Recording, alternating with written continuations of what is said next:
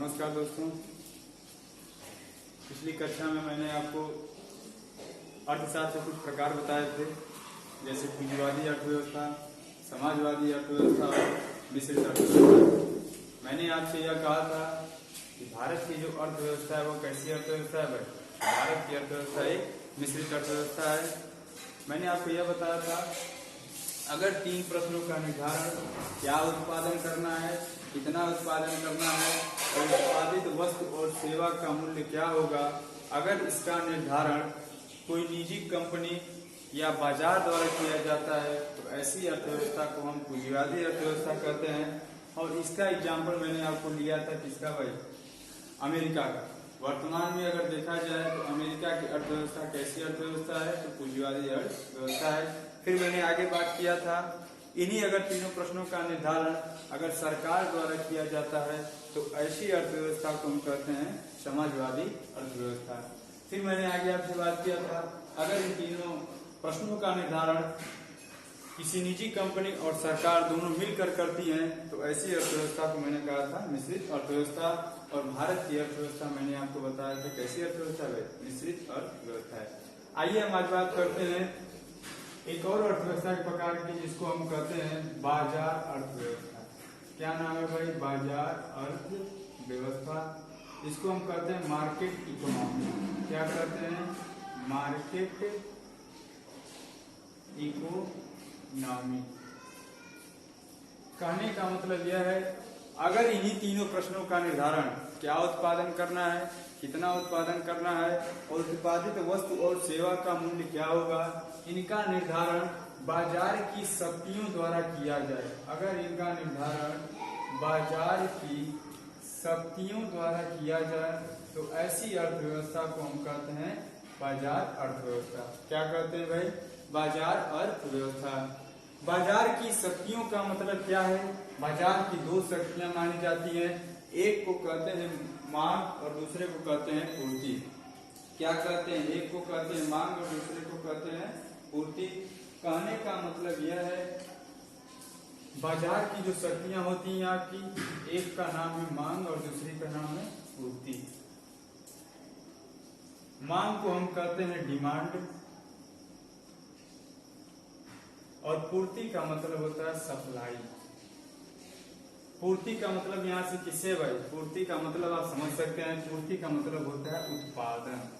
क्या होता है, किसी भी चीज का उत्पादन करना ही क्या कहलाता है भाई, पूर्ति का मतलब ही होता है उत्पादन। अगर बाजार में मांग क्या हो भाई, मांग भी बराबर हो और पूर्ति भी बराबर हो।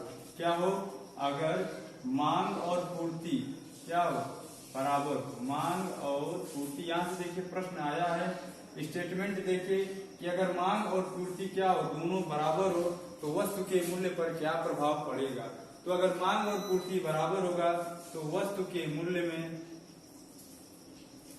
वस्तु का मूल्य भाई क्या होगा, स्थिर होगा। क्या होगा, वस्तु का मूल्य स्थिर होगा। अगर मांग भी बराबर हो और पूर्ति भी यानी उत्पादन भी बराबर हो तो वस्तु के मूल्य में क्या प्रभाव पड़ेगा, वस्तु का मूल्य कैसा होगा, स्थिर होगा। अगर आपसे कह दे कि मांग ज्यादा हो, बाजार में किसी भी चीज की मांग क्या हो, ज्यादा हो और पूर्ति क्या हो, और पूर्ति कम हो, तो वस्तु के मूल्य में क्या प्रभाव पड़ेगा भाई, तो वस्तु के मूल्य में आप देखेंगे कि वृद्धि दिखाई देगी। क्या दिखाई देगी, वस्तु के मूल्य में क्या दिखाई देगा, वृद्धि होगा। यानी उस वस्तु का मूल्य क्या होगा भाई, बढ़ जाएगा। अगर यही बात अगर हम करें कि अगर मांग उस वस्तु की क्या हो, किसी वस्तु की मांग कम हो और पूर्ति क्या हो,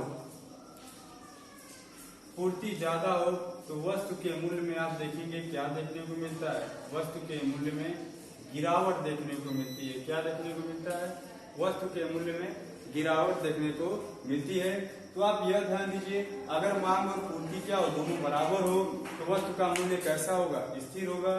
अगर मांग ज्यादा हो, पूर्ति कम हो, तो वस्तु के मूल्य में क्या देखने को मिलता है, वृद्धि देखने को मिलता है।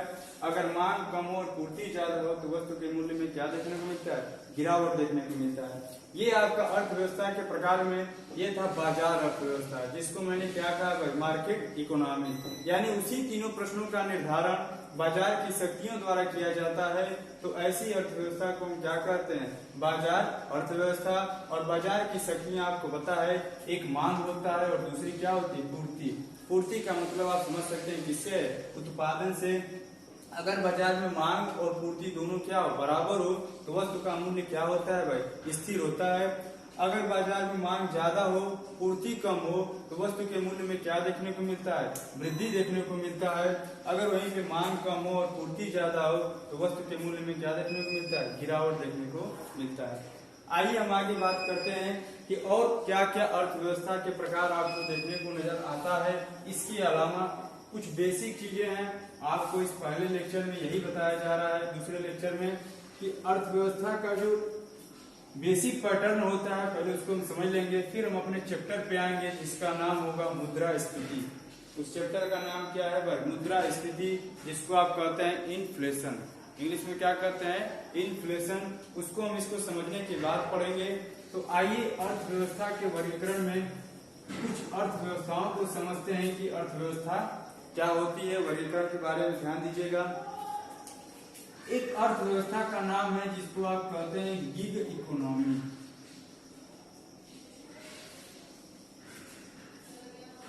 Gig economy.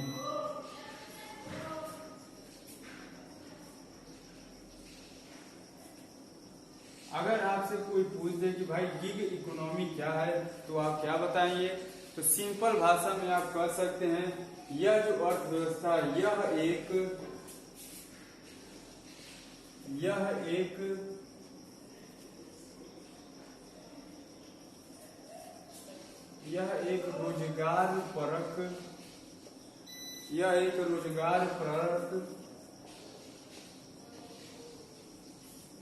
एक रोजगार परक प्रोजेक्ट आधारित अर्थव्यवस्था है।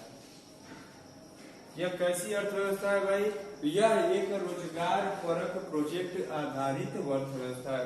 अगर आपसे कोई पूछे गिग इकोनॉमिक से आप क्या समझते हैं, तो आप सिंपल भाषा में बता सकते हैं कि गिग इकोनॉमिक का मतलब क्या होता है, यह कैसी अर्थव्यवस्था है भाई, तो यह एक रोजगार परक प्रोजेक्ट आधारित अर्थव्यवस्था है। ध्यान दीजिएगा, कहने का मतलब यह है, मान लीजिए कोई व्यक्ति ए है, क्या है, कोई व्यक्ति ए है और यह किसी यक्स बैंक में काम कर रहा है। कहाँ काम कर रहा है, किसी यक्स बैंक में काम कर रहा है, ठीक है। और यहाँ पे मान लीजिए कोई बैंक है, वाई बैंक है। तो जब ये ए जो है यक्स बैंक में काम कर रहा है, तो जाहिर सी बात है ये किसका एम्प्लॉय है भाई, यक्स बैंक का एम्प्लॉय है, न कि वाई बैंक का। आप कह सकते हैं भाई यह इसको सैलरी दे रहा है इसलिए किस बैंक में काम करता है, यक्स बैंक में काम करता है। मान लीजिए ए जो है यक्स बैंक से भी जुड़ा है, वाई बैंक से भी जुड़ा है, और यहाँ पे क्या है भाई, जेड बैंक है। यह ए भाई क्या हो गया, यह यक्स से भी जुड़ा है, वाई से भी जुड़ा है और जेड से भी जुड़ा है। कहने का मतलब यह है, आपको समझाया जा रहा है गिग इकोनॉमी के बारे में। किसके बारे में, गिग इकोनॉमी के बारे में, कि गिग इकोनॉमी क्या है, ठीक है। कहने का मतलब ये कि मान लीजिए यक्स बैंक में कोई सॉफ्टवेयर प्रॉब्लम आ गया है। कौन सा प्रॉब्लम आ गया, यक्स बैंक में कोई सॉफ्टवेयर क्या आ जाती है भाई, दिक्कत आ जाती है। वाई बैंक में भी क्या होता है, कोई सॉफ्टवेयर दिक्कत आती है। और जेड बैंक में भी क्या होता है, कोई सॉफ्टवेयर दिक्कत आती है। तीनों में क्या देख रहे हैं आप भाई, यक्स बैंक में भी, जेड बैंक में भी और वाई बैंक में भी आप देख रहे हैं क्या भाई, कि सॉफ्टवेयर की समस्या आ रही है। और ये ए क्या है भाई, ए को मान लेते हैं, ए क्या है भाई, ये एक मान लीजिए क्या है, ए आपका एक सॉफ्टवेयर इंजीनियर, ये आपका क्या है, सॉफ्टवेयर इंजीनियर। एक क्या है, सॉफ्टवेयर इंजीनियर है और इसको एक प्रोजेक्ट दे दिया गया है। किसको, ए को एक प्रोजेक्ट दे दिया गया कि आप अगर यक्स बैंक का अगर कोई सॉफ्टवेयर बिगड़ता है तो आप क्या करेंगे, वहां जाके इसको ठीक करेंगे। वाई बैंक में अगर कोई सॉफ्टवेयर प्रॉब्लम होता है तो आप वहां जाकर ठीक करेंगे। जेड बैंक में अगर कोई सॉफ्टवेयर दिक्कत आती है तो आप वहां जाकर क्या करेंगे, ठीक करेंगे। कहने का मतलब यह है, ए एक सॉफ्टवेयर इंजीनियर है, अगर इन तीनों में सॉफ्टवेयर की दिक्कतें आती हैं तो वो किसको बुलाएंगे भाई? एक्स बैंक वाला भी ए को बुलाएगा, वाई भी किसको बुलाएगा? ए को बुलाएगा, जेड भी किसको बुलाएगा? ए को बुलाएगा। यानी इसको एक प्रोजेक्ट दे दिया गया है। क्या दिया गया है भाई? इसको प्रोजेक्ट दे दिया गया है कि जब तक सॉफ्टवेयर दिक्कत रहेगी तब तक आप क्या कर सकते हैं? काम कर सकते हैं। जैसे आपने सॉफ्टवेयर को सही कर लिया, सॉफ्टवेयर सब सारे बैंकों के सॉफ्टवेयर को बना दिया जो खराब था, आपका काम खत्म। यानी आप कर सकते हैं, ये इनको क्या दिया दिया होता है? एक प्रोजेक्ट दे दिया गया था, एक प्रोजेक्ट आधारित इनको रोजगार दिया गया था कि आप इसी पे क्या कर सकते हैं? वर्क कर सकते हैं। तो अगर आपसे कोई पूछ दे कि गिग इकोनॉमी क्या है, तो आप सीधा बताइएगा यह एक रोजगार परक प्रोजेक्ट आधारित अर्थव्यवस्था है। आइए आगे हम बात करते हैं कुछ इकोनॉमी के बारे में, अर्थव्यवस्था के प्रकार में। गिग इकोनॉमी के बाद एक आता है जिसको आप कहते हैं ग्रे इकोनॉमी, जिसका नाम क्या है भाई? दूसरी एक अर्थव्यवस्था का प्रकार है जिसको हम कहते हैं ग्रे इकोनॉमी, या इसके हिंदी में हम कहते हैं भूरी अर्थव्यवस्था।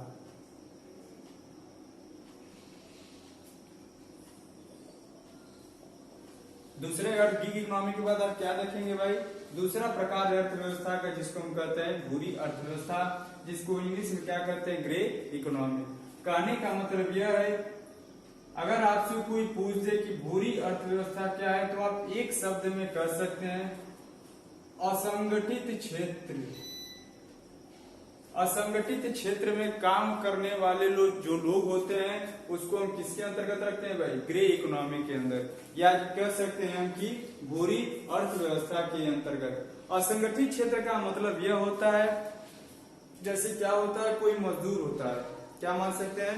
असंगठित क्षेत्र का मतलब आप यह समझ सकते हैं, मान लीजिए कोई मजदूर है, उसके किसी कार्य करने का कोई घंटा निर्धारित होता है, उसके कार्य बल की आवश्यकता से अधिक क्या किया जाता है? कार्य कराया जाता है। नहीं उसका कोई वेतन निर्धारित होता है, नहीं उसको किसी समय के अनुसार बुलाया जाता है, जब मन चाहता है तब क्या कर सकते हैं? आप उससे कार्य करवा सकते हैं। यानी उसके कार्य बल से आप अधिक क्या करते हैं भाई? काम लेते हैं। तो असंगठित क्षेत्र के अंतर्गत वही लोग आते हैं, यानी उनके कार्य बल से अधिक क्या करते हैं? आप वर्क को करवाते हैं। और वर्तमान में अगर देखा जाए तो भारत में 92%, कितने भाई? भारत में अगर देखा जाए तो 92% लोग किसके अंतर्गत काम करते हैं भाई? इसी असंगठित क्षेत्र के अंतर्गत काम करते हैं। और ये असंगठित क्षेत्र किस अर्थव्यवस्था के अंतर्गत आती है? तो आप बताएंगे कि ग्रे इकोनॉमी का मतलब क्या होता है? भूरी अर्थव्यवस्था, जो किससे संबंधित है भाई? असंगठित क्षेत्र में काम करने वाले लोगों से संबंधित है। इसके बाद अर्थव्यवस्था के प्रकार में एक तीसरा प्रकार आता है जिसको हम कहते हैं ब्लू इकोनॉमी। भूरी अर्थव्यवस्था के बाद एक और प्रकार आता है तीसरा, जिसको हम कहते हैं ब्लू इकोनॉमी।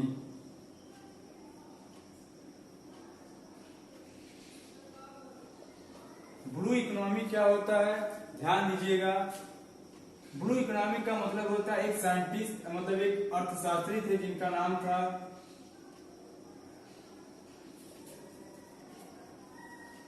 गाउंटर पाली। क्या नाम था? गाउंटर पाली। इनकी एक पुस्तक थी, इनकी एक पुस्तक का नाम था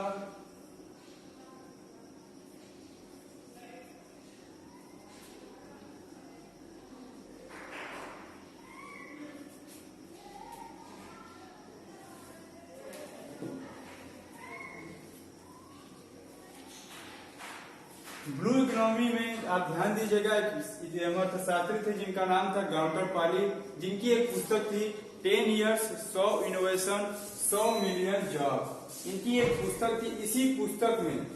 इसी पुस्तक में सबसे पहले ब्लू इकोनॉमी का कॉन्सेप्ट कौन दिया था भाई? यही गाउंटर पाली ने दिया था। कौन दिया था भाई?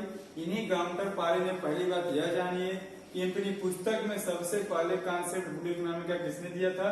गाउंटर पाली ने, जिनकी यह पुस्तक थी। ये पुस्तक का नाम है, इस पुस्तक का नाम यही है जो इंग्लिश में लिखा ही गया है, ठीक है। इसमें उन्होंने क्या कहा था? ब्लू इकोनॉमी किससे संबंधित है? तो समुद्री संसाधनों,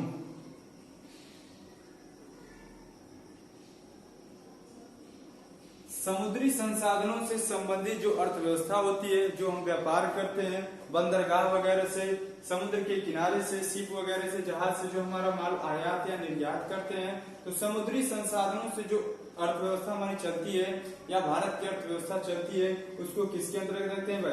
ब्लू इकोनॉमी के अंतर्गत। ब्लू इकोनॉमी का मतलब यह होता है समुद्री संसाधनों पर आधारित जो अर्थव्यवस्था होती है उसको हम क्या कहते हैं? ब्लू इकोनॉमी कहते हैं। आपने क्या पढ़ा भाई? अर्थव्यवस्था के वर्गीकरण में आपने क्या देखा? पहले गिग इकोनॉमी को देखा, दूसरा आपने क्या देखा भाई? गिग इकोनॉमी के बाद आपने ग्रे इकोनॉमी देखा, ग्रे इकोनॉमी के बाद आपने क्या देखा? एक ब्लू इकोनॉमी देखा। इसी में एक छोटा सा एक और टॉपिक आता है अर्थव्यवस्था के प्रकार में, जिसको आप कहते हैं शैडो इकोनॉमी। क्या नाम है? इसी अर्थव्यवस्था के प्रकार में एक आता है शैडो इकोनॉमी, या इसी को हम कहते हैं पैरेलल इकोनॉमी।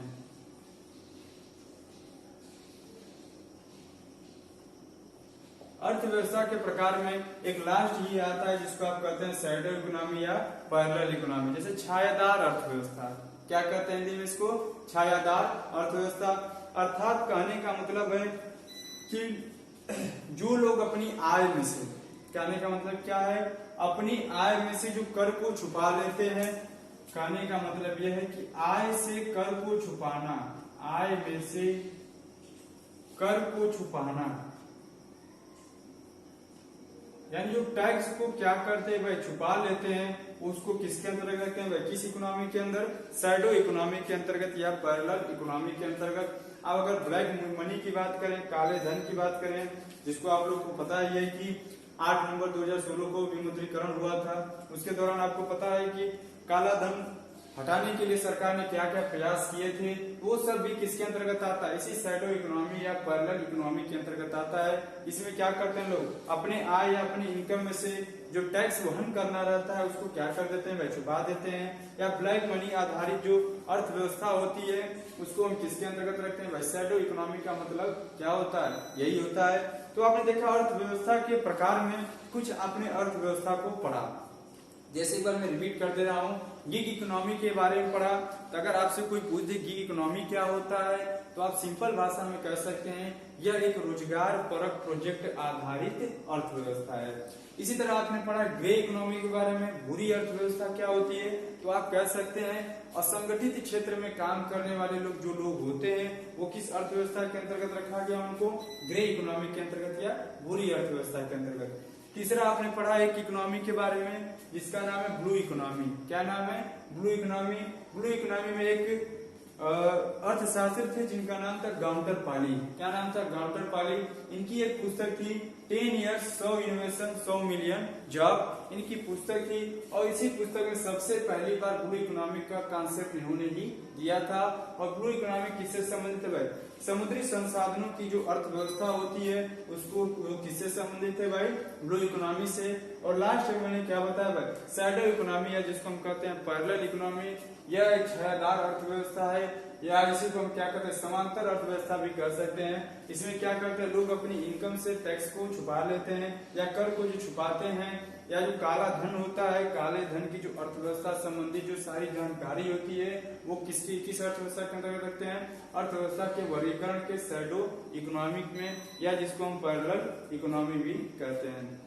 तो आप आज आपने इतनी बातें पढ़ी, ठीक है। कल हम इसके आगे अगले लेक्चर की बात करेंगे। तब तक के लिए धन्यवाद।